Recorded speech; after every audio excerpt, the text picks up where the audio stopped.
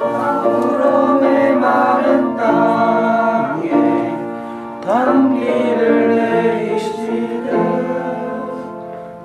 성령의 단비를 부어 새 생명 주옵소서. 반가운 빗소리 들려 산천이 춤을 추네. 우리로 내리는 성령 내게도 주옵소서. 아무런 메마른 땅에 단비를 내리시는 성령의 단비를 부어 새 생명 주옵소서.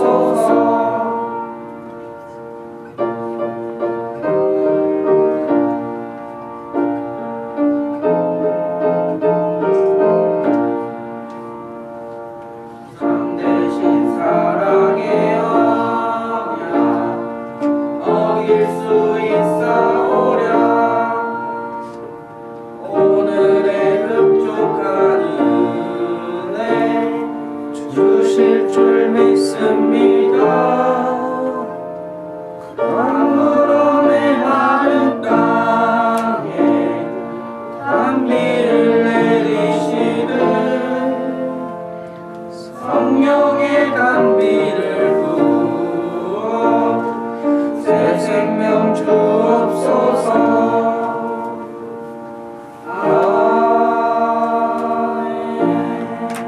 아멘. 아멘. 잘했어요. 예. 성령의 단비가 강력하게 내리기를 축복합니다. 아멘. 성령의 단비가 내려서 고개가 들어지기를 바랍니다. 비가 내리면 원래 비 내린 다음에는 이렇게 나무들도 활짝활짝 키가 커가는 것처럼 여러분 4년 전에 우리 이 아이들이 또 꼬마라는 생각이 들었는데 지금 청년이라는 생각이 들죠. 많이 컸어요. 컸는데 우리는 그만큼 늙었겠지만 우리 아이들이 다 건강하게 잘 자랄 수 있기를 축복하고요. 하나님이 오늘 우리에게 주시는 말씀은 요한복음 6장 38절에서 40절입니다.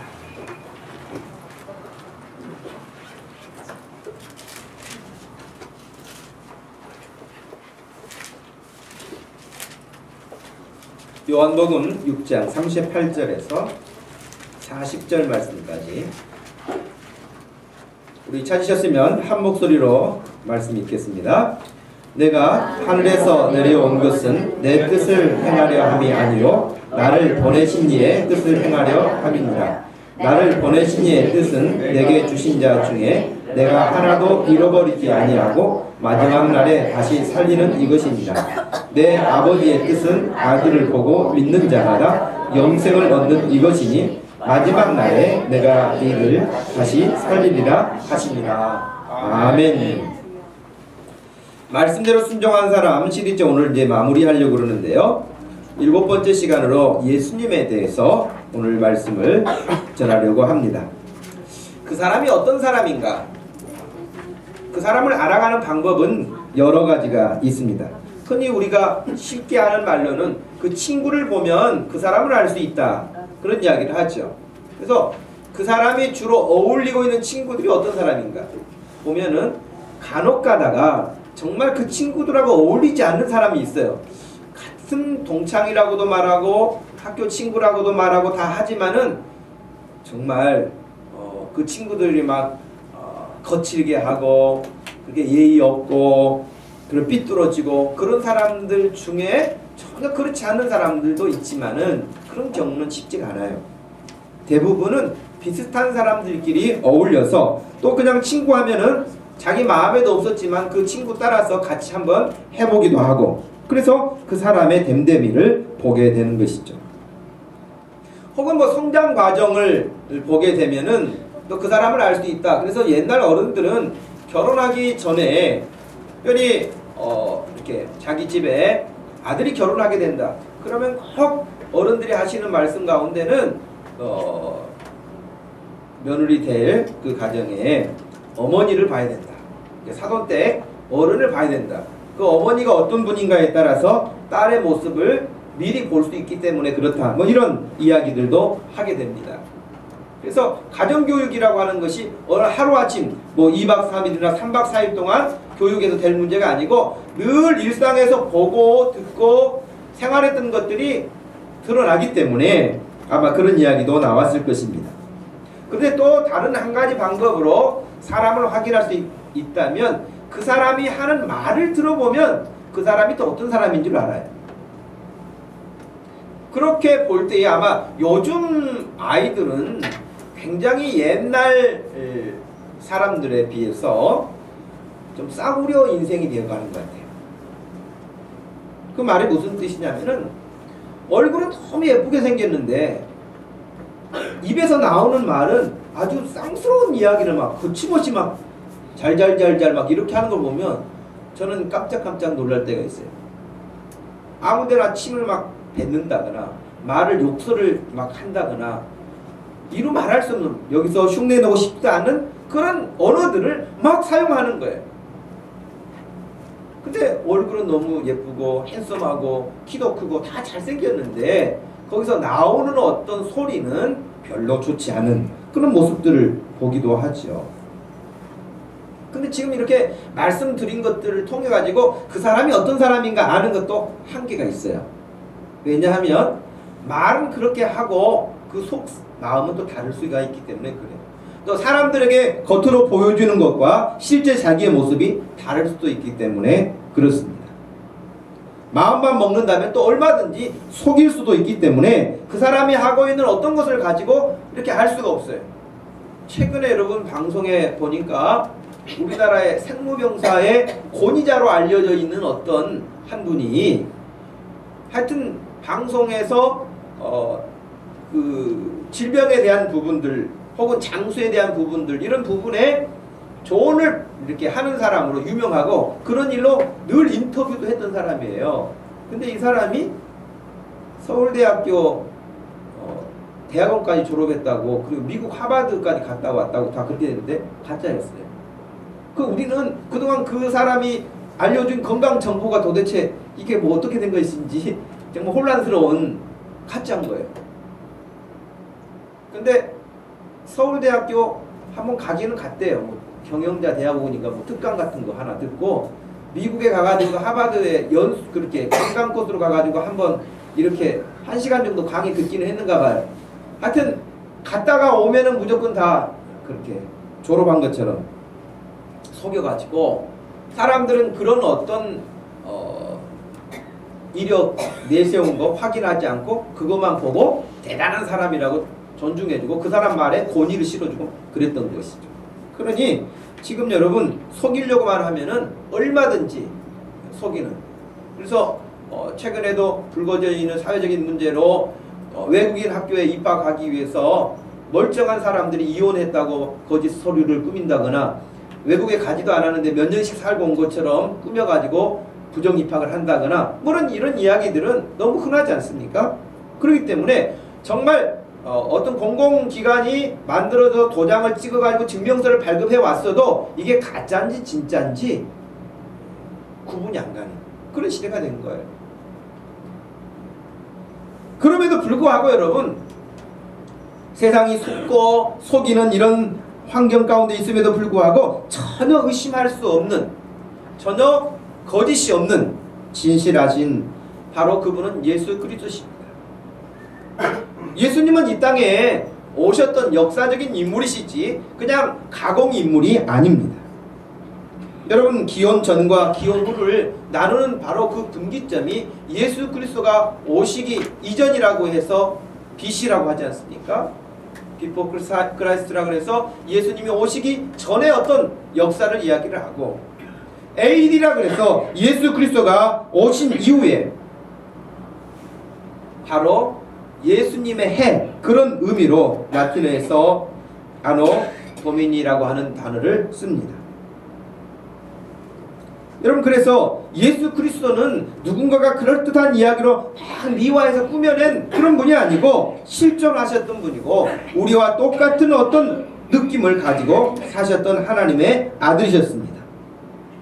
그런데 예수 그리스도에 대해서 그분이 사람이셨다라고 하면 일반적인 생각에 그분이야 뭐 하나님의 아들이시고 대단하신 분이기 때문에 우리하고는 차원이 달라, 이렇게 해서 예수님이 당하셨던 고난이나 예수님이 당하셨던 시험이나 예수님이 당하셨던 어려운 일들은 별것이 아닌 것처럼 자기가 당하는 일은 큰 일이라고 생각하고 예수님이 당하신 일은 그냥 얼마든지 예수님은 가볍게 그런 일들을 이길 수 있는 분으로 착각하는 경우들이 있습니다.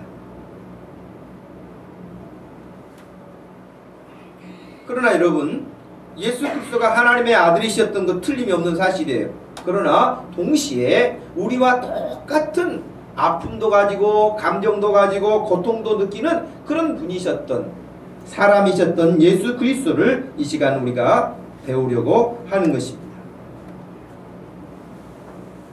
물론 이 시간을 통하여서 예수님의 신성, 예수님의 인성, 양성에 대한, 기독론에 대한 이런 신학적인 이야기를 하려고 하는 것은 아닙니다.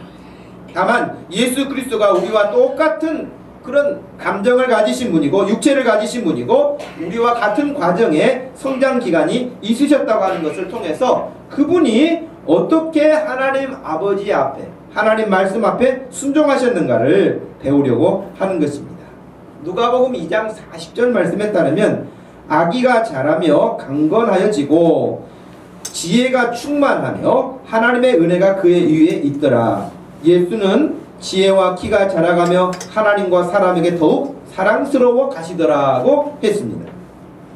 여기서도 예수님이 우리와 똑같이 자라가시는 그런 모습을 이야기를 했고 4장 6절 말씀에서는요, 예수께서 길 가시다가 피곤하여 우물 곁에 그대로 앉으시니 때가 6시쯤 되었더라. 그래서 예수님이 길을 걷다가 피곤하셔서 잠깐 쉬시는 그런 장면도 분명히 말씀하고 있습니다. 심지어는 여러분 마가복음 4장 38절 말씀에서는 예수님이 작은 배를 타고 갈릴리 호수를 지나가실 때에 고나여 주무셨다, 그렇게 되어 있어요. 예수님도 피곤도 하시고요, 주무시기도 하셨습니다. 심지어는 요한복음 11장 35절 말씀에 굉장히 사랑하는 그런 나사로라고 하는 청년이 있었는데 이 나사로가 죽었어요. 그 나사로의 죽음을 보시고 마음에 슬퍼하시면서 우셨다, 눈물을 흘리셨다 하는 장면도 나와 있습니다. 그래서 히브리서 기자는 2장 14절 이하에서 자녀들은 혈과 육에 속하였음에 그라고 하는 분은 예수님이신데 예수님도 또한 같은 모양으로 혈과 육을 함께 지니심은 죽음을 통하여 죽음의 세력을 잡은 자 곧 마귀를 멸하시며 또 죽기를 무서워함으로 한평생 매여 종노릇하는 모든 자들을 놓아주려 하심이니 그러므로 그가 범사의 형제들과 같이 계심이 마땅하도다 그랬어요. 그래서 예수님은 우리가 죄 때문에 고난당하고 죄 때문에 죽어가고 죄 때문에 죽는 것을 두려워하고 무서워하는 것을 건지시기 위해서, 거기서 우리를 살리시기 위해서 우리와 똑같은 모습을 가지고 오셔서 우리가 느끼는 감정을 똑같이 경험하시고 그리고 우리를 그런 죄악에서 건져내셨다, 그렇게 말씀하고 있는 것입니다.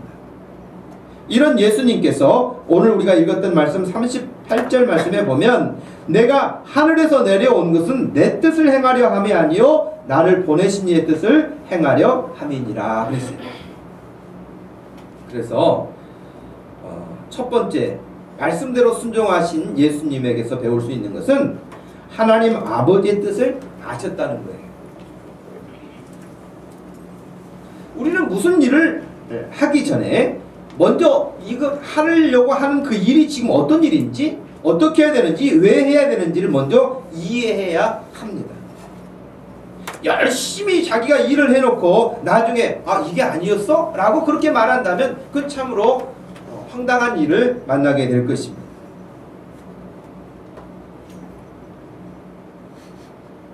제가 아는 그 어릴 때 동네 어떤 분은 꼭 저희 집에 오실 때 그 옛날 그 어른들이 마시는 대병 소주라고 하는 큰 소주병을 가지고 와요. 근데 우리 집은 술 마시는 사람이 아무도 없었거든요. 그래서 물어봤어요. 그 술을 왜 가지고 옵니까? 자기가 마시려고 갖고 온다. 자, 그런 사람도 어릴 때 봤어요. 그래서 어떤 사람이 막 요리를 열심히 한다. 그런데 손님을 이렇게 대접하기 위해서 손님이 좋아하는 음식을 만드는 게 아니라 자기가 좋아하는 음식을 만들어서 자기는 맛있게 먹으면서 별로 안 좋아하세요? 이렇게 한다면은 얼마나 황당하겠어요. 그렇기 때문에 무슨 일을 하든지 그 일을 하게 되는 이유와 목적과 그리고 어떤 일들이 필요한 것인가를 먼저 이해하지 않는다면 어려운 것처럼 실수할 수 있는 것처럼 열심만 가지고 되는 것이 아니라고 하는 것입니다. 어떤 사람들도 교회를 섬기다 보면 자기 혼자 막 열심히 막 하는데 그것이 교회가 가는 방향하고 안 맞을 수도 있고요. 다른 사람에게 은혜를 끼치지 못할 수도 있고요. 그런데 사람들이 별로 반응이 없으니까 혼자 막 열심히 내다가 아이씨 이거 뭐야 그러면서 그러면 안 해. 혹은 뭐 시험 들었어. 뭐 이런 사람도 생기거든요. 그러니까 여러분 무슨 일이든지 하기 전에 이것을 왜 해야 되는지 어떻게 하는 것이 가장 좋을지 어떤 것이 유익할지 살피고 하는 것이 꼭 필요한 것처럼 예수님은 그냥 오신 게 아니에요. 예수님은 하나님 아버지가 어떤 마음을 가지고 계시는지를 아셨어요. 그래서 내가 하늘에서 내려온 것은 내 뜻을 행하려고 지금 내가 내려온 것이 아니다. 아버지의 뜻을 행하기 위해서 오셨다. 나를 보내신 이의 뜻을 행하려고 왔다. 그렇게 이야기하셨습니다. 근데 여러분 오늘 말씀에 보면 아버지의 뜻이 뭐라고 나와 있습니까? 아버지의 뜻을 위해서 예수님이 오셨다 그랬어요. 근데 그 아버지 뜻이 뭐라고 그랬어요?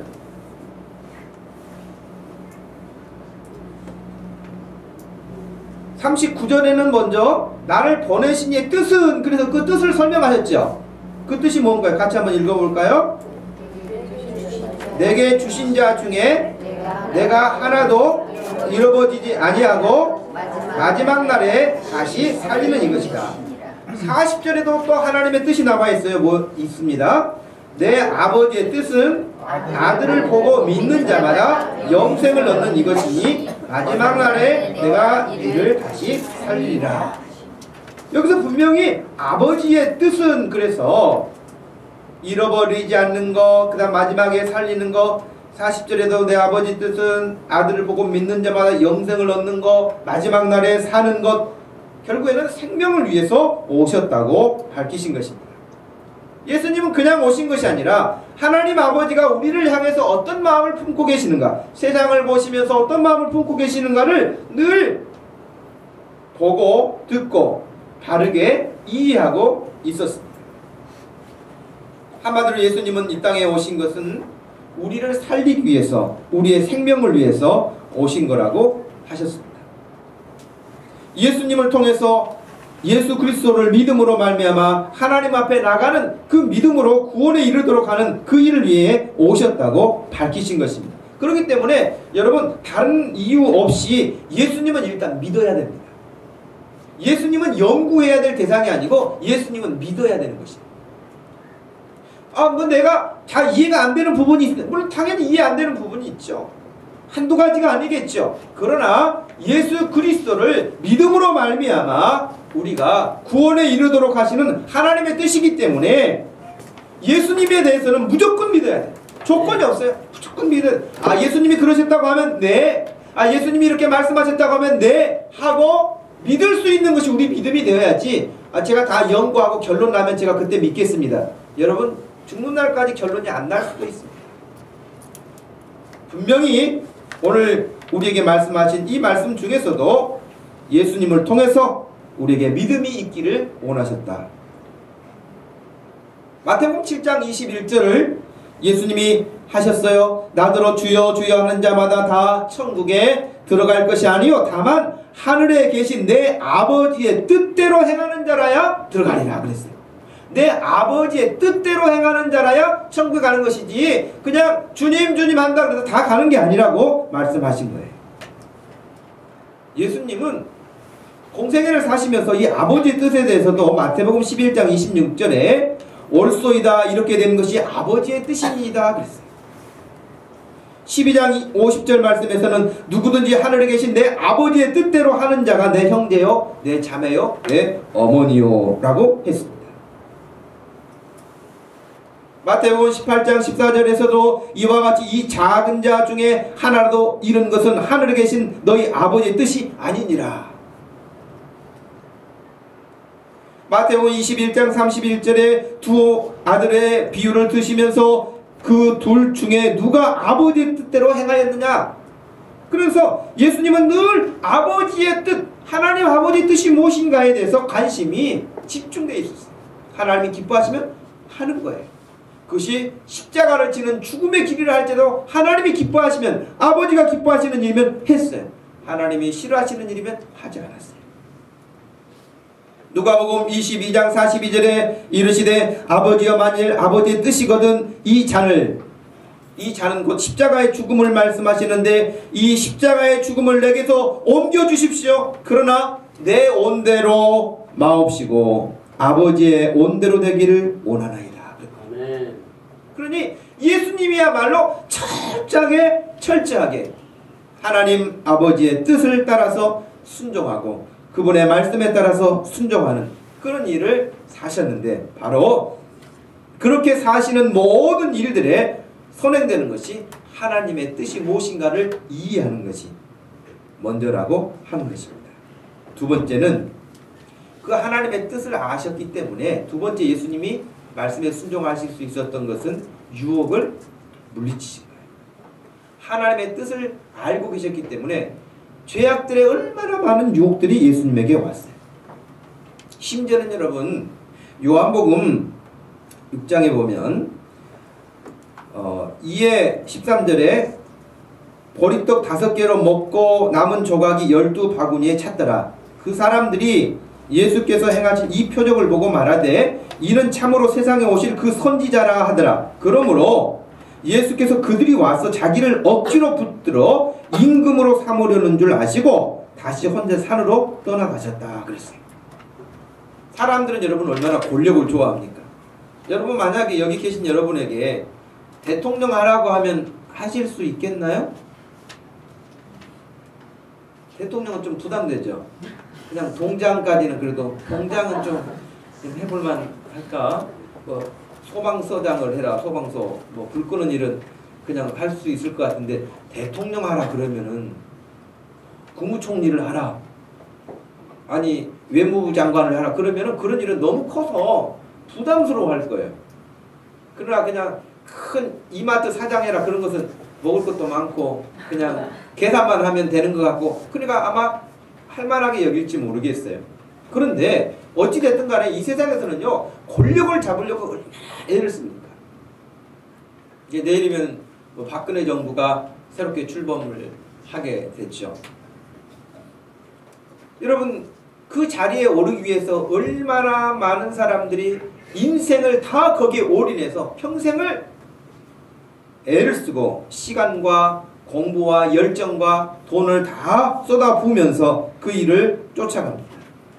그래서 여러분 그 권력을 잡으려고 하고, 권력을 가지면은 돈도 많이 생기고 명예도 생기고 뭐 이루 말할 수 없는 많은 것들을 얻게 되죠. 꼭 대통령만이 아니라 여러 어떤 정치적으로 입지를 굳힐 수 있는 그런 일들을 하기 위해서 사람들이 힘을 씁니다. 그리고 그런 자리에 오르기만 하면 그 주변 사람들이 먼저 막 그 사람을 띄워주고 그 사람을 막 이렇게 받들어줘 가지고 부정부패가 생기게 되는 거예요. 뭐 형님 그냥 그러면서 평소에 별로 친하지도 않은 사람들도 와가지고 막 아는 척하고 이것도 해주고 저것도 해주고 그 다음에 그거 끼워서 자기 것도 뭐 좀 하나 해달라고 이런 식으로 하니까 우리나라가 여러 가지 어려운 일들이 계속해서 터지는 것이겠죠. 권력만 잡으면 여러분 우리나라 같은 경우는 특별히 얼마나 많은 돈이 생기는지 몰라요. 그리고 부정한 방법으로 하지 않더라도 여러분 미국의 지금 힐러리 여사 같은 경우도 이제 현직 정치에서 내려왔잖아요. 그런데 외부 나가서 강의하는데 1시간 강의하면 1시간 강의료가 1억이래요. 1억. 그런 사람 되기를 축복합니다. 네. 1시간 강의하면 1억이라니까요. 블레어 총리 영국 1시간 강의하면 6억입니다.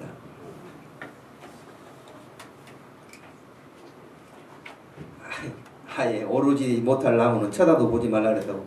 목사님 우리하고는 아무 상관없는 이야기네요. 그러지 마시고 여러분 기도 열심히 여러분 대해서 여러분 소망이 없을지 모르지만 기도 많이 해서 자녀들이 그렇게 되기를 축복합니다. 네? 그 여러분 그런 사람들은 정말 와서 한번 강의하면 그 강의료가 그래도 그 사람 강의 되려고 얼마나 많은 사람들이 오는지 몰라요. 근데 우리나라는 뭐 그렇게 높은 강의료를 받는 사람이 없어요. 아, 그래도 현직 있을 때 돈을 많이 모으려고 애를 쓰는지 모르겠죠. 그래서 어찌됐든 간에 사람들은 권력을 좋아하는데 예수님을 잡아서 왕을 세우려고 그랬거든요. 근데 예수님이 그 자리를 떠나셨어요. 참 그 쉬운 일 아니죠. 사람들은 심지어는 예수님이 데리고 다녔던 12 제자들 가운데도 예수님이 임금만 되시면 내가 더 높은 자리에 올라갈 거야 라고 하면서 서로 싸웠잖아요. 예수님의 제자들까지도 그런 생각을 가지고 계셨는데 정작 예수님은 이 세상에 그런 왕이 되고 권력을 가지고 살려고 하는 그런 분이 아니셨다고 분명히 밝히고 있습니다. 왜냐하면 예수님이 하나님 아버지가 어떤 마음을 가지고 계시는지 하나님의 뜻이 무엇인지를 잘 알고 계셨기 때문에 그 뜻을 위해서 사셨던 분이시지 권력을 위해서 사시는 분이나 돈을 위해서 사시는 분이 아니었다고 하는 것입니다. 예수님은 공생애를 시작하기 전에 40일간 금식하며 기도하실 때도 사단으로부터 시험을 받으셨어요. 사단이 첫 번째 와서 시험했던 것도 물질 아닙니까? 40일을 여러분 금식했으니 얼마나 허기가 지고 모든 것들이 정말 먹는 음식으로 보이고 견디기가 고통스러웠겠습니까? 우리는 하루만 굶어도 지나가는 것이 다 먹을 것으로 보이고 모든 냄새가 다 맛있는 냄새로 오고 금식을 할 수가 없죠. 우리 같은 사람들은. 그랬죠. 근데 진짜 어떤 정직한 사람이 그런 이야기를 했어요. 자기가 금식한다고 이렇게 40일을 했다고 하더라고요. 그분도. 근데 다시는 안 한다고 그러더라고요. 왜냐하면 40일간 금식을 해봤는데 40일 동안 주님과 가까워지지는 않고 계속 금식만 끝나면 먹을 것 리스트를 정하느라고. 그러니까 여러분 기도하는 이유가 뭐예요? 하나님 앞에 열심으로 살고 경건하고 주님과 더 친밀해지고 주님의 뜻을 알고 뭐 그러기 위해서 훈련하기 위해서 하는 건데 금식만 끝나면 먹을 것 100가지 져갖고 내려온 사람들 100가지 다 맛있게 생각나고 그런 여러분 기도가 되겠습니까? 되지 않겠죠. 그런데 예수님은 그런 40일 금식을 마치고 내려오시니까 사단이가 가장 필요하고 가장 약하다고 여겨지는 그 부분 음식을 가지고 시험을 했어요. 그런데도 예수님이 그 시험도 명예를 가지고 시험을 해왔어도 그 시험도 모두 물리치셨다고 되어 있습니다. 사단아 물러가라 라고 분명히 밝히셨습니다. 여러분 예수님을 직접 사단이가 와서 시험하려고 했는데 예수님이 아주 3대 0으로 완승을 거두신 거예요. 그러니까 사단이가 떠나갔어요. 근데 여러분 사단이가 절대 그렇게 쉽게 포기하는 존재가 아닙니다. 사단 굉장히 집요합니다. 그럼 그 다음에 사단은 뭐 했을까요? 예수님을 3가지 유혹을 했는데 예수님에게 완전히 다 패배했어요. 그 예수님께서 아예 물러가라! 그래서 정말 물러가게 됐어요. 그러면은 깨갱하고 어디 가서 숨어서 이제는 나는 할 일이 없네 그렇게 하고 있을까요? 사단이가? 어디로 왔을 것 같아요? 사단이가 예수님을 직접 공격 못하니까 예수님의 가장 가까이에 있는 최측근에게 옵니다. 누구죠? 베드로. 베드로에게 왔어요. 베드로에게 와가지고 마태복음 16장 보면은 사람들이 나를 누구라고 하느냐? 너희는 나를 누구라고 하느냐? 그럼 베드로가 그랬잖아요. 주는 그리스도시요 살아계신 하나님의 아들이십니다. 근데 예수님이 얼마나 칭찬하셨어요? 하여나 시몬아 네가 복이 있다.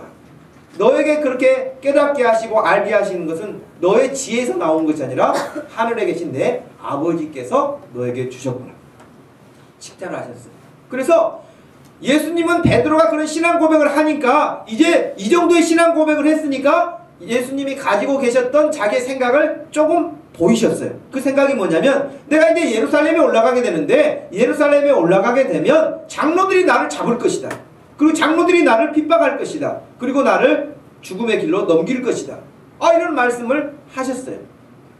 그랬더니 베드로가 지금 선생님 무슨 말씀하십니까? 절대 그런 일이 있어서도 안 될 것이고 그런 일은 없을 것입니다. 라고 그렇게 만류했습니다. 그랬더니 예수님이 베드로야 그래도 너밖에 없구나. 이렇게 말씀을 하시고 칭찬하실 줄 알았는데 그때 예수님이 하신 말씀이 그거 아닙니까? 사단아 물러가라. 베드로가 사단입니까? 베드로를 이용하고 있는 사단이가 와 있는 것을 예수님이 아신 거예요. 그리고 사탄아 물러가라 그렇게 말씀하신 거예요. 여러분 혹간 뭐 집에 가서 부부가 마음에 안 들어가지고 싸운다 할지라도 서로를 보고 막이라고 하지 마시기 바랍니다. 막 서로를 보면서 사탄아 물러가라 이러면서 그 사람이 사탄이 아니고 사단이가 와가지고 조종하는 그 뒤에서 역사하는 사단을 봐야지 상대방을 보면서 막 공격하는 그런 일이 있어서는 안 되겠죠? 근데 예수님이 지금 하신 말씀도 베드로가 사탄이라는 말이 아니라 베드로에게 와가지고 그런 진짜 예수님을 생각하는 것처럼 하는 마음이지만 예수님이 뭐라고 말씀하셨어요? 무슨 일을 생각하고 무슨 일을 생각하지 않는다 그랬어요? 하나님의 일은 생각하지 않고 네가 사람의 일만 생각하는구나 그렇게 말씀하신 거예요. 그러면서 사탄아 물러가라 하셨거든요. 그렇기 때문에 여러분 사탄은 우리를 공격해 오는데 직접 공격을 안 되면 자녀를 통해서 안 되면 또 다른 어떤 일을 통해서 공격을 합니다. 그러니까 우리가 영적으로 깨어 있어야 되고 무장해서 기도하지 않으면 안 된다고 하는 것이. 그래서 예수님은 아버지의 뜻을 잘 알고 계셨기 때문에 아버지의 뜻은 뭐예요? 우리를 구원하는 거라 그랬죠. 우리를 생명을 살리는 거라 그랬죠. 우리가 예수 믿고 생명을 얻는 거라 그랬죠. 그런데 바로 그 일을 위해서는 예수님을 믿기 위해서는 예수님의 무엇을 믿어야 되는가? 예수님이 나를 위해서 우리의 죄악을 대신 지시고 십자가를 지셔야 하는 그 길이 고난의 길이 예수님에게는 주어져 있었어요. 예수님이 십자가 없이 그런 일은 일어나지 않아요. 예수님이 십자가에서 우리를 대속하는 죽음이 없이는 예수님이 우리의 생명을 살릴 수도 없고 우리를 구원할 수도 없어요. 그것을 누구보다도 예수님은 잘 알고 계셨기 때문에 십자가의 길을 예수님은 가고 계시는 거예요. 근데 중간에 와서 물질로 유혹하고 권력으로 유혹하고 왕을 삼으려고 하고 그래도 예수님이 이거 다 물리치신 것이죠. 왜? 이게 하나님의 뜻이 아니었고 예수님 본인이 하실 일은 십자가의 길을 가는 길이 하나님이 원하시는 뜻이었고 그 십자가의 길에서 십자가에서 우리를 대신해서 그분이 죽으셔야만 우리를 살릴 수 있기 때문에 예수님은 그 길 말고는 다른 곳에 마음을 두지 않으셨던 거예요. 그러므로 하나님 아버지의 뜻을 알게 되면 유혹을 물리칠 수가 있고 말씀에 순종할 수가 있습니다. 몇 년 전에 한 일간신문에 산문 이렇게 장원으로 올라온 작품에 중학교 2학년이 쓴 글이 이런 게 있습니다. 우리 집에는 유난히 자기 사진이 많다고 이야기를 했습니다. 아버지가 자기를 너무 사랑하셔서 벽에도 막 자기 사진, 식탁에도 자기 사진, 책상에도 자기 사진. 그 사진을 보니 그 사진에 어렸을 때 또 뭐 수영복 입고 찍었던 사진, 뭐 놀면서 찍었던 사진, 세배하면서 찍었던 사진이 많이 있다는 거예요. 해맑게 웃고 있는 어릴 때의 사진들. 근데 지금 15살이 되어서 그 사진을 이렇게 보게 됐는데 그 수많은 사진의 그 사람과 15살이 된 자기의 모습이 너무너무 다르다는 거예요. 그 15살짜리가 뭘 그리 느꼈는지는 모르지만 그 글에는 이렇게 쓰여 있습니다.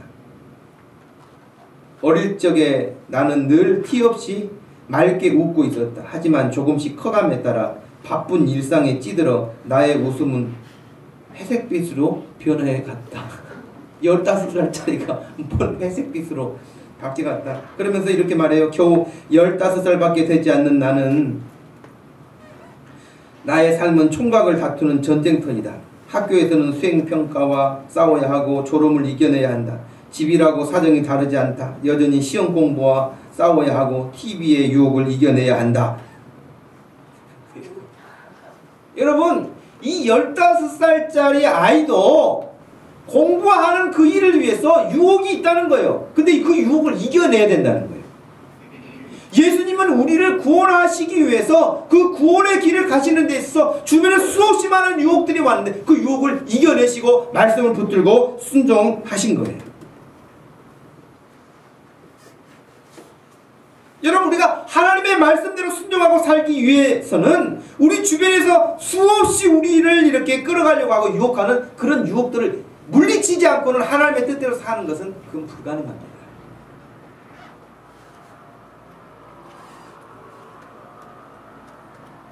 여러분, 뚱뚱한 사람이 이겨야 될 유혹은 뭘까요? 음식이겠죠. 내가 이것만 딱 먹고 이제 안 먹어.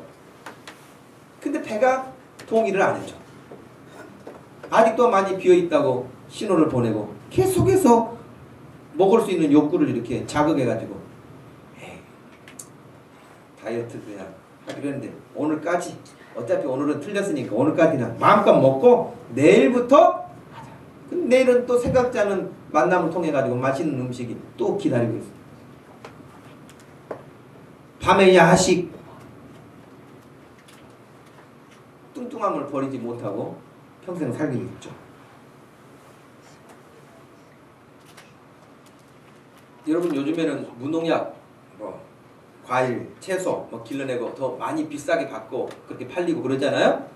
그런데도 농부들도 수없이 유혹을 많이 받는다. 무슨 유혹일까요? 농약. 농약을 뿌리면은 너무 쉽게 농사를 지을 수 있는 부분들이 있어요. 여러분, 딸기 같은 경우도 이렇게 큰 딸기 먹지 말라고 제가 말씀드린 적이 있죠. 물론 그 종자 자체가 큰 딸기도 있습니다. 그러나 제가 아주 오래전에 시골에서 농사 짓는 그 후배가 하는 걸 봤어요. 근데 농약통 같은 것을 가지고 다니면서 이렇게 막 뭘 뿌리더라고요. 그게 무슨, 아니 딸기가 다 이렇게 벌써 컸는데 거기다 무슨 농약을 하느냐 그랬는데 농약이 아니고 딸기 출하하기 전에 하루나 이틀 전에 그걸 뿌리면, 촉진제 같은 걸 뿌리면은 아주 빛깔이 좋아진대요. 그래가지고 여러분 부풀어 올라요. 딸기가 아주 부풀어 올라가지고 정말 이제 시집 가기 전에 신부 화장하고 있는 신부처럼 딸기도 예쁘게 하고 있는 거예요. 근데 그것이 몸에 좋지 않아요. 근데 농사하는 사람의 마음에서는 그렇게 다른 사람이 먹어서 건강해지고 두 번째고 상품 가치가 높아지고 돈을 많이 받을 수 있다고 한다면 그런 유혹이 온다는 거예요. 그래 정직하게 살려고 하면 그런 유혹을 떨쳐버릴 수가 없는데 이겨내야죠. 그러나 사람들은 무농약입니다라고 하고도 다 거기다 약을 한다거나 다른 일을 하는 그런 것. 농사꾼으로서의 유혹도 있어요. 장사하는 사람은 장사하는 사람에게 유혹이 있어요. 학생은 학생으로서 사업하는 사람 다 우리 삶의 현장에는 유혹들이 너무 많아요. 하나님의 뜻대로 살려고 하는 크리스찬들에게 너무나 많은 유혹이 있어요.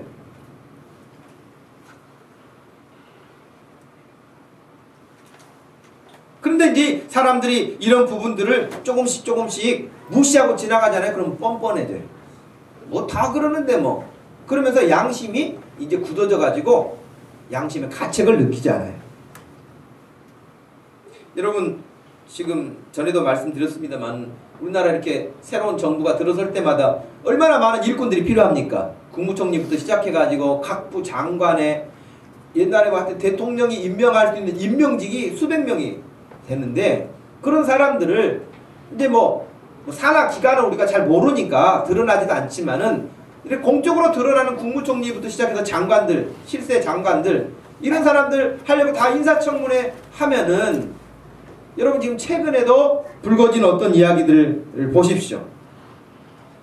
정말 돈을 충분히 벌 만큼 번 사람인데도 불구하고 어떤 후보자는 2011년 검사직을 그만두고 나서 1년 4개월 동안 한 법무법인에서 16억을 받았다고. 1년 4개월 동안 16억을 거기서 뭘 변호를 해줬는지 아니면 어떤 부분을 정말 도와줬는지는 모르지만은 이 숫자는 거의 매월 1억씩을 받았다는 계산이 나오죠. 매월 한 달에 1억씩을 받으면서 무슨 이렇게 도움을 줬는지. 국방장관 후보로 나와 있는 그 사람은 장군으로 군에서 퇴임한 후에 무기 중개 업체에서 2억 8,500만 원을 받았다고 되어 있어요. 그러면서 장군이 로비스트로 변신한 거죠. 그러다가 이제 이런 또 공직에서 부르면은 또 공직에 와서 할래요. 아주 양심이 이제 다 없는 거죠. 나는 그 일에 하기 적합하지도 않습니다. 나는 이미 이런 사람입니다. 들어가야죠. 그래서 차라리 지난번에 국무총리 지명자 이렇게 낙마한 이후에 부인들이 다 말렸댔잖아요. 부인들이 절대 나가지 말으라고. 왜냐면 나가면은 신상 털리기에서 다 드러나니까 땅 투기하고 위장 전입하고 거짓말한 거 다 드러나니까 절대 나가지 말으라고 막 부인들이 말렸다는 이야기가 신문에 났어요. 여러분 어찌 이 나라 공직 후보들은 모두가 또 허약한지 모르겠어요. 본인도 허약하고 아들도 허약한지 다 군대를 안 가요. 근데 시간만 지나면 다시 원상회복이 되는 참으로 만능 체질을 가지고 태어났어요. 다 지금 살아가는데 아무 이상이 없어요. 근데 군대는 가는데 문제가 되는 거예요. 군대 안 가고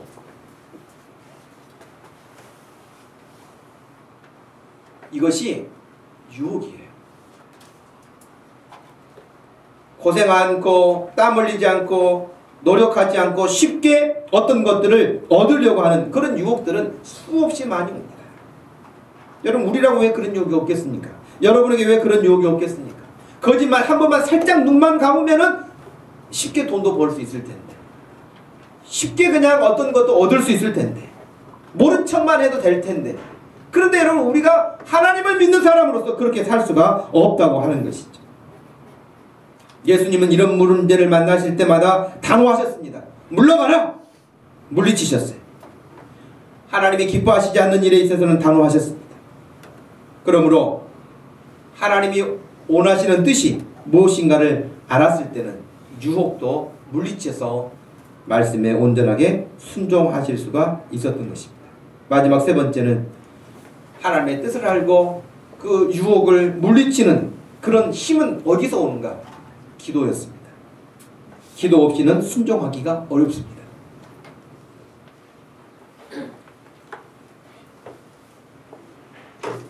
여러분 십자가에 죽는 길을 걷고 계셨는데 각오를 하고 오셨지만 그 길을 가는 것이 얼마나 공포스럽고 힘들었겠습니까?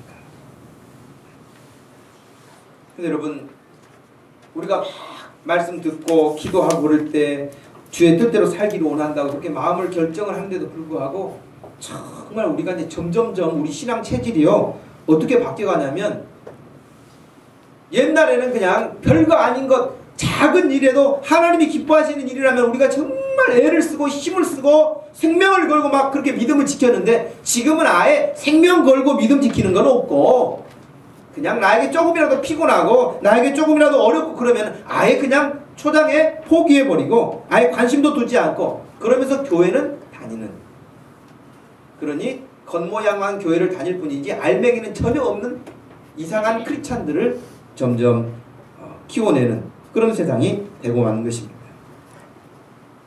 예수님은 말씀을 순종하시는 그 모든 일에 있어서 각오하셨던 그 길을 가시는 데 있어서 마가복음 1장 13절에 보니 광야에서 40일을 계시면서 사탄에게 시험을 받으시며 들짐승과 함께 계셨는데 천사들이 와서 수종 들었다 그렇게 되어 있어요. 여러분들이 하나님의 뜻대로 살기 원하십니까? 하나님의 뜻대로 살기로 마음에 작정하십니까? 그러면 하나님이 여러분을 돕는 천사들을 보내셔서라도 하나님께서 승리하게 하실 줄로 믿으시기를 바랍니다. 아멘. 하나님의 뜻대로 살려고 하면 하나님이 전혀 내가 생각지 못했던 사람을 만나게 하세요. 기도하지 않으면 우연도 안 일어나요. 사람을 만나는 일도 없어요. 되는 일도 없어요. 그러나 지금 당장 내 눈에는 손해같이 보이지만 하나님이 기뻐하시는 뜻을 마음에 품고 살려고 기도하고 작정하면 하나님이 그 일이 이루어지도록 만물을 창조하시고 우주를 다스리시는 하나님께서 여러분에게 그런 필요한 사람들을 보내시고 하나님께서 능력을 주셔서 승리하게 하실 줄로 믿습니다. 천사를 보내시는데 왜 사람을 보내시지 않겠어요? 하나님이 일정 기간 우리를 보시겠죠. 우리 교회도 저는 그렇게 생각해요. 하나님이 우리 교회를 보고 계시겠죠. 얘네들이 어떻게 하는가 보고 계시겠죠. 이런 일을 만났을 때는 어떤 마음으로 섬기는지, 또 이런 어려운 일을 만났을 때는 어떻게 헌신하는지 다 보고 계시겠죠. 그러는 중에도 우리가 마음을 흐트러뜨리지 아니하고 하나님이 기뻐하시는 방법을 따라서 그 일을 순종하고 우리가 헌신하고 섬긴다면 하나님께서 왜 축복하시지 않겠어요? 왜 필요한 사람을 보내시지 않겠어요? 왜 하나님께서 우리에게 능력을 더하시지 않겠어요? 그러므로 여러분, 주의 뜻대로 말씀대로 순종하며 살기를 원하십니까? 기도하십시오. 시간을 내서 기도하십시오. 함께 모아서 기도하십시오. 남녀 전도회가 모일 때마다 기도하십시오. 마을이 모일 때마다 기도하십시오. 개인으로 하나님 앞에 모일 때, 하나님 앞에 나갈 때 기도하는 시간을 확보하십시오. 그럴 때라만이 우리가 예수님처럼 말씀대로 순종할 수 있습니다. 마가복음 1장 35절에 보면 새벽 아직도 밝기 전에 예수께서 일어나 한적한 곳으로 가셔서 거기에서 기도하시더라 되어 있습니다. 새벽. 누가복음 5장 16절 말씀에 예수는 물러가서 한적한 곳에 가서 기도하셨다고 되어 있습니다. 누가복음 6장 12절 말씀에서는 예수께서 기도하시러 산으로 가사 밤이 새도록 하나님께 기도하시고 그랬습니다. 여기 보면 새벽에도 기도하셨고 한적한 곳을 만나서도 기도하시고 밤을 새우면서도 기도하시고 능력 많으신 예수님이 기도하시는데 능력 없는 우리가 능력 없다고만 하면서 기도도 안 하면 그건 뭡니까? 옆에 사람에게 한번 이야기하세요. 능력 없으시죠? 물어보세요. 두 번째 말도 하셔야죠. 기도하세요. 능력 없다고만 하지 말고 기도하세요.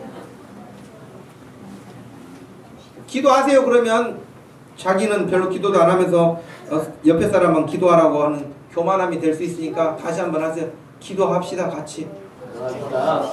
네, 같이. 여러분, 능력 많으신 예수님도 기도하셨는데 능력 없는 우리가 기도 안 하면 얼마나 그 교만한 것입니까? 교만한 것입니다. 기도 없이는 순종하기가 힘듭니다. 지식으로 순종하는 것이 아닙니다. 내 뜻만 가지고 되는 것이 아닙니다. 우리는 궁극적으로 신앙생활을 통해서 큰 말씀을 통해서 예수님을 닮아가는 것이 우리의 신앙의 목적입니다. 예수님을 닮아가는 거예요. 예수님 닮아가면요, 우리도 예수님이 이 땅에 오신 목적과 같이 생명을 얻게 돼요. 예수님과 함께하면 우리는 기쁨도 있고 소망도 얻고 하나님과 영원히 함께 사는 이런 축복을 누리게 되어집니다. 주님을 닮아가세요. 주님을 닮아가는데 뭐 어려운 일, 아마 나도 예수님처럼 무리를 걸어야겠다, 그런 일만 힘쓰지 마시고 예수님이 하셨던 일 가운데 여러분이 할 수 있는 일을 하세요. 그냥 여러분이 뭐 죽은 나사로를 그냥 무덤에서 살리셨다 그래가지고 무덤 찾아다니면서 일어나라 그러면 무덤에서 무덤이 열립니까? 그런 일 하지 말고 예수님이 하셨던 일 가운데 여러분 우리가 할 수 있는 일이 있어요. 그게 뭐예요? 기도. 이 쉬운 것은 안 하고 일어나라 하면 누가 일어납니까? 안 일어나요. 막 그냥 빵 사가지고 오병이어 기적이 일으킨다고 막 이렇게 기도하는데 그냥 부스러기만 떨어지지 아무것도 없고 그런 일 하지 말고 기도하시라니까요. 우리가 할 수 있는 일은 기도지. 예수님이 흉내내가지고 오병이어 기적 낸다고 그거 하고 있거나 물 위에 걸어갔다가 빠져 죽는 일은 하지 마시라 이 말이에요. 할 수 있는 일, 예수님이 늘 하셨던 일 가운데 우리가 아주 쉽게 따라할 수 있는 일, 그러면 우리도 예수님을 닮아가게 될 것입니다. 어떤 분이 그런 이야기를 했더라고요. 어떤 중이 40년간을 돌을 닦았대요. 돌을 닦았는데 그 깊은 산에 들어가가지고 이 세상에 나오지도 않고 어떻게 돌을 닦았냐면 앞에 있는 큰 바위가 있는데 그 바위를 보고 그 바위만 보고 집중해서 흐트러뜨리 정신일도 하사을 쓴다. 그것만 보고 돌을 40년을 닦아가지고 내려왔더니 그 사람이 어떻게 된 줄 아세요? 돌같이 생겼는데. 그것만 40년을 봤으니 뭐가 됐겠어요? 여러분이 누구를 보느냐에 따라서 달라진다니까요. 예수님 사모하고 예수님 막 닮아가려고 하고 예수님 따라 기도하려고 그러면 시간이 지나면 여러분도 예수님처럼 되는 거예요. 아멘. 여러분 예수님을 사모하시기 바랍니다. 아멘. 예수님 그렇게 하나님 아버지 기뻐하시는 일을 위해서 그렇게 유혹도 물리치시고 피곤하신데도 기도하시고 그 영광의 보좌도 다 버리시고 이 땅에 내려오셨던 그 예수님처럼 나도 살아야 되겠다. 그런 마음을 가지고 여러분 금년을 시작한다면 하나님께서 오늘 말씀을 듣고 그렇게 마음에 결심하고 기도하는 여러분에게 하늘의 문을 여시고 하나님이 축복하시는 놀라운 복된 해가 될 줄로 믿습니다. 네. 하나님께서 우리 한 사람 한 사람을 그렇게 축복하시기를 주님의 이름으로 축원합니다. 아멘. 우리 한번 같이 기도하십시다. 기도하실 때 하나님 정말 저도 예수님처럼 예수님이 하셨던 일 가운데 할 수 있는 일, 내가 할 수 있는 일 따라가게 하여 주십시오. 기도하는 일 제가 할 수 있습니다. 말씀 보는 일 제가 할 수 있습니다. 순종하는 일 제가 할 수 있습니다. 저도 예수님 닮아가게 해주십시오. 여러분 각자 자기 자신을 놓고 한번 같이 통성으로 기도하되 여러분 소리내서 간절히 한번 기도하십시다. 하나님 아버지 고맙고 감사합니다. 이 시간에 저희들에게 귀한 시간을 주시고 하나님 말씀대로 순종하는 아버지 하나님의 사람들을 아버지 여러 사람들을 우리가 보았습니다. 오늘 특별히 예수님을 이제 보면서 예수님 하나님의 큰 일을 위하여서 아버지 하나님 하늘의 영광의 보좌도 버리셨고 이 땅에 내려오셔서 아버지 세상에 여러 유혹들이 있었지만은 하나님이 기뻐하시는 일을 위해서 그 유혹을 물리치고 하나님 결국 우리를 구원하시는 놀라운 일을 행하시지 않았습니까? 하나님 우리가 이 땅에 살면서 우리는 아무 뜻도 목적도 없이 누구를 닮아야 하는 것도 없이 그냥 그렇게 하루하루를 사는 하루살이와 같은 삶이 되지 않도록 하여 주시옵시고 우리도 예수님을 닮아서 하나님 아버지가 기뻐하시는 일이 무엇인가 생각하게 하시고 그 일을 우리도 따라할 수 있는 믿음이 되게 하여 주시옵소서. 하나님 그리해서 우리도 예수님처럼 하나님을 영화롭게 하고 하나님께 영광을 돌리고 하나님을 찬양하는 그런 인생이 되기를 소원합니다. 하나님 사랑하는 모든 성도들에게 오늘 이 시간 입을 열어 기도하는 성도들에게 그 기도대로 응답하여 주시옵시고 그렇게 살 수 있는 능력을 공급하여 축복하여 주시옵소서. 역사하여 주시옵소서. 우리 모든 성도들이 우리 옥동주심교회가 더욱 힘을 얻어서 하나님 앞에 하나님 크게 쓰임받을 수 있도록 이 지역사회에서 능력을 발휘할 수 있는 교회로 하나님의 거룩한 일들을 감당할 수 있는 교회로 쓰임받게 하여 주시옵소서. 주의 손을 들어 축복하여 주시옵소서. 하나님 이 시간 저희가 말씀을 듣습니다. 말씀을 듣기 전엔 혹간 생각하지 못했을지라도 말씀을 듣고 난 이후에 나도 예수님처럼 그렇게 하나님의 말씀에 온전하게 순종하며 살기 위하여 말씀 배우는 일, 하나님의 뜻을 아는 일을 게을리하지 않게 해주시고 하나님 그런 하나님의 뜻을 따라서 우리에게 다가오는 여러 거짓들과 유혹들을 과감하게 끊어버리고 물리치게 하여 주시고 그렇게 살 수 있는 힘을 공급받을 수 있도록 하나님 늘 기도하는 우리의 믿음이 되게 하여 주시옵소서. 교회를 겉으로만 다니는 것이 아니라 진짜 속사람이 예수님을 닮아갈 수 있는 그런 믿음 되도록 우리 한 사람 한 사람을 축복하여 주시고 우리 어린아이로부터 작년에 이르기까지 하나님 하늘의 문을 여시고 금년에 열심으로 달려갈 수 있도록 힘을 공급하여 주시고 성령의 권능과 권세로 감사 축복하여 주시옵소서. 감사하신 예수님의 이름으로 기도하옵나이다. 아멘. 다 같이 자리에서 일어나셔서 452장 같이 찬양드립니다.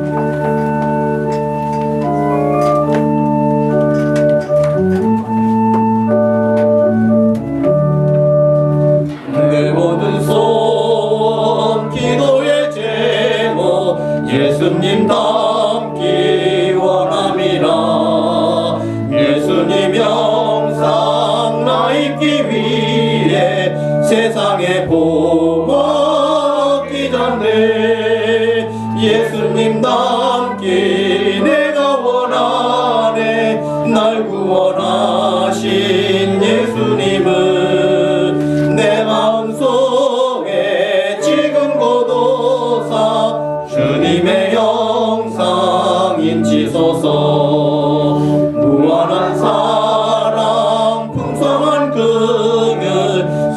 자 위로하시는 주 길 잃은 죄인 부르는 예수 그 영상 담게 하옵소서.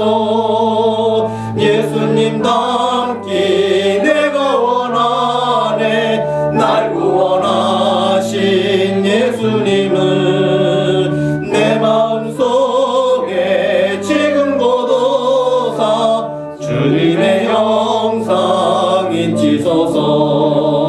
겸손한 예수 거룩한 주님 원수의 멸시 참으시사 우리를 위해 고난을 받은 구주를 닮게 하옵소서. 예수님 닮기 내가 원하네. 날 구원하신 예수님은 내 마음속에 지금 고도사 주님의 영상 인치소서. 지금은 우리 주 예수 그리스도의 은혜와 우리 하나님 아버지의 큰 사랑과 성령 하나님의 위로 교통하심이 이 시간도 예수님 닮기 원하는 사랑하는 모든 성도들 머리머리 위에 지금부터 영원토록 함께 계실지어다. 아멘.